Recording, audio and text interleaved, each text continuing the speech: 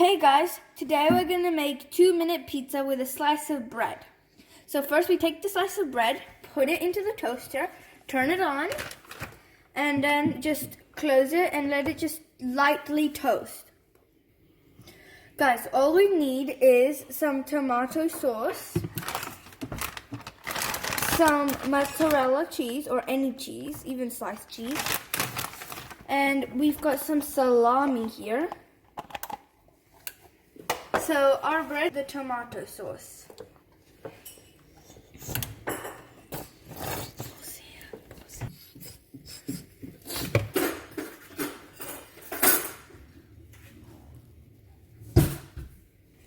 Time to add the cheese.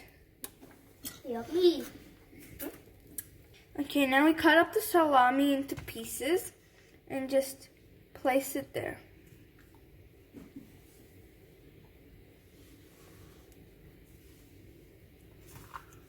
Like 30 seconds and then check on it.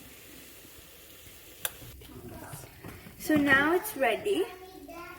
Just put it onto the plate and let's cut it.